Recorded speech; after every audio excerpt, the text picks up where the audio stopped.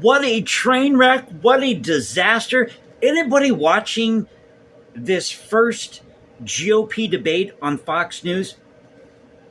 Now, according to Ben Shapiro, Fox News is only going to let people use about 3 minutes, these media outlets use about 3 minutes worth of clips from this debate. And this thing looks scripted. Everybody sounds scripted in this debate. But folks, the truth is, I don't care if they're Republicans or Democrats, they're all full of crap. Now, Ron DeSantis and Vivek Ramaswamy, I think that's how you say his last name, are probably the two strongest contenders on the stage. And this thing's still going on. It's just, I literally had to turn the volume down. I was getting a headache because they're fighting back and forth, talking over each other. And this is so funny. So Martha MacCallum and Bret Baier can't even keep control of this debate. I think they did this at the wrong time. Why didn't you do this after the first of the year? Why are you doing this in August of 2023? And while this is going on, I haven't checked the views yet on Twitter. I probably should have, but I was trying to do this at the last minute, this video. But Tucker Carlson is doing this interview with Trump, and I can guarantee you that that's going to get far more views, probably 10 times the amount of views, and I didn't vote for Trump, okay? That's going to get about 10 times the amount of views than this stupid GOB, I want to call it GOB. Well, yeah, GOB, the Great Old Bitches Party. There you go. Don't call them the GOP, call them the GOB. I just made that up. The Great Old Bitches Party. I should post that on Twitter. You know, that's what I should do. I should run for president, just get up on stage and just start talking, gibberish. Vote for me.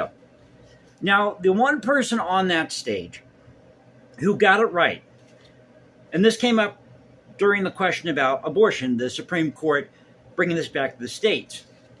Well, the only person who got this right, because all these people, you see, there's somebody here on YouTube who's got a great channel, so I got to give a shout out again to Brian McClanahan. Everything that he's talked about on his channel is coming to fruition in this debate. These people don't get it. Everything should go back to the states because it's the states who grant power to the center. That's the way it's supposed to be. But even DeSantis and Ramaswamy, they don't get that. Now, they have a lot of good talking points.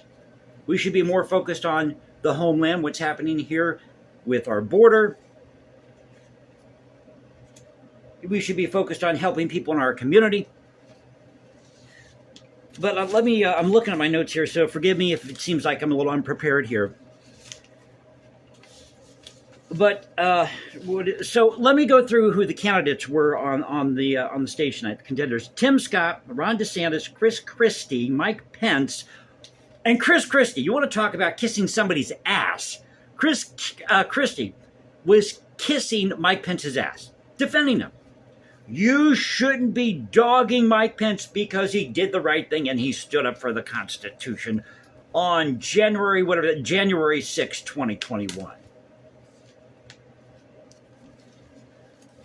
Talking about you shouldn't be suspending the Constitution. Well, Trump never said to suspend the Constitution.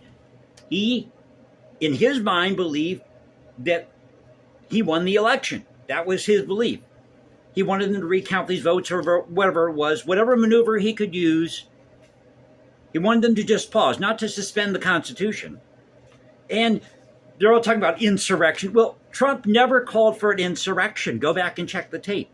He told people to peacefully and patriotically march to the Capitol to make their voices heard. And he has a constitutional right to protest the results of election if he feels, and I've said this before, if he feels, not that I feel this, YouTube, but if he feels as a candidate that he was wrong in an election, he has a right under the Constitution to protest that. It's called free speech. So you have Nikki Haley, good old Nikki Haley. Remember, she took down the Confederate flag from South Carolina? As though that's going to stop racism. Oh, on the side here. There's a college, I think it was in Virginia. Somebody can let me know in the comment section below. They're going to rename it after a tribe to be more inclusive. Well, I got a problem with this because aren't you excluding people who are Hispanic, people who are Chinese? What about all the Hispanics and Chinese that are in that community? Name it after a Native American tribe. Okay, that's fine. Got no problem with that. But is that college built on stolen land? I'm just curious. So they're pulling the Ben and Jerry's. Remember Ben and Jerry's coming out and saying that? And then you also have, like I said, Vivek Ramaswamy, Asa Hutchinson, and North Dakota Governor Doug Burgum. Now, I believe Doug Burgum, he had a leg injury or something. He was playing baseball or something, but he still showed up at the debate. Now, that's somebody who is dedicated to a debate. But he held up the Constitution. He said, it's something called the 10th Amendment, states' rights. And the U.S. Supreme Court was right to bring this back to the states. All these social issues, whether it's abortion, maybe I should be running for president. I'll set everybody straight. Whether it's abortion, whether it's, taxation, whatever the issue is, it should all be handled at the state level. Whatever that social issue is, whether it's gay marriage, it should all go back to the states. The purpose, and if these idiots on stage tonight don't get this, they have no business running for office. I'm sorry, they have no business for running for office. Because the whole purpose of our government was to, or is to, oversee international affairs, protect the homeland, and to settle disputes between states. That's the only purpose of the federal government. Not to promise you health care, not to promise you things like gay marriage.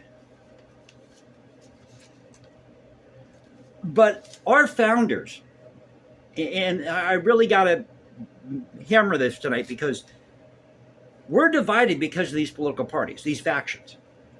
That's why we're divided. And you have to remember, we have 50 states in this thing called the United States with different cultures, different values, the way they perceive the world, things that are happening in their community that may not be happening in another community. So what happens in California isn't happening, let's say, issues with earthquakes and with whatever's going on in the gay community in San Francisco or the homeless situation in California, whatever it is in California, those are issues that California has to deal with. Has nothing to do or pertain to anything that's happening in a state like New York or Florida or North Carolina or South Carolina. But I really want to get to this part about political parties.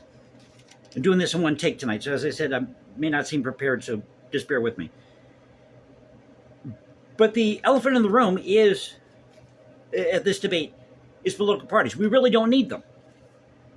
And according to History.com, during the Constitutional Convention, the delegates purposely omitted any mention of political parties. They feared that having them would further divide disagreements that already existed in the colonies or these newly formed states. And what they were trying to do was avoid all these civil wars that they had in the 17th century in England. So they warned against this. They omitted it from the Constitution.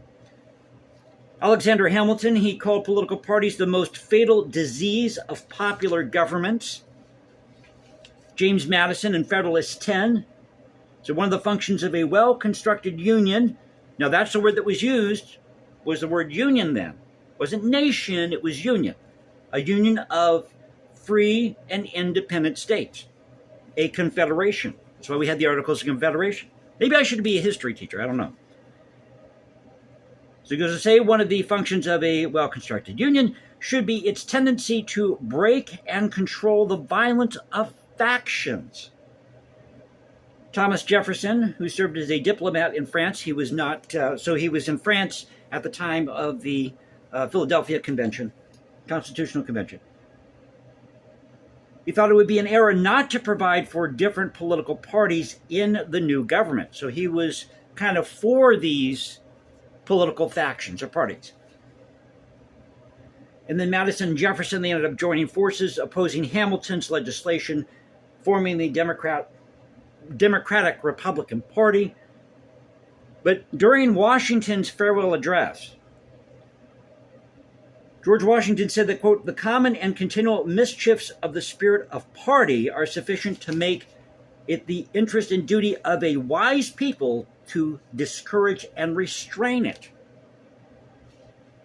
So these political factions, they lay dormant until the 1830s with Andrew Jackson, who ended up forming the Democrat Party. In the 1850s, you have the Republican Party. But in reality, the Republicans of today, how can I say this, are kind of like the Democrat Party of the 1850s in a lot of ways. And when it talks about the flip, but that was the view from our founders, or during our founders' time. Many of them did not want political parties. They didn't want to see the violence they saw in England with these civil wars in the 17th century. Remember the Glorious Revolution, was it, of 1666? So the only person in my mind on that stage, and I'm not endorsing this candidate, who got it right, I think, was Thomas Burgum. The only one who got it right. Although, DeSantis and Ramaswamy, but you know what? Whether you like the guy or not, Trump was there. Whether he was physically there or not, he was there. And I'm going to tell you something. You watch tomorrow. Trump is going to turn himself in Georgia.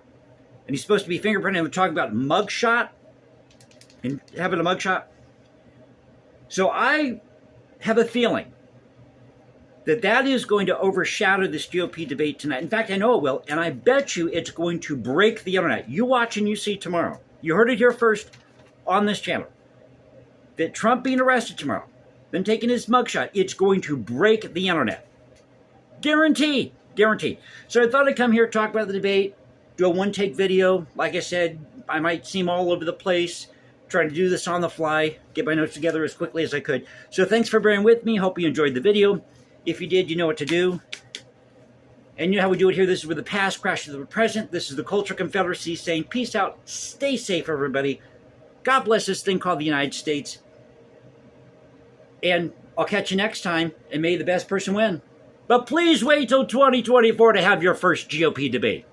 I mean, grand old bitches party. See you then.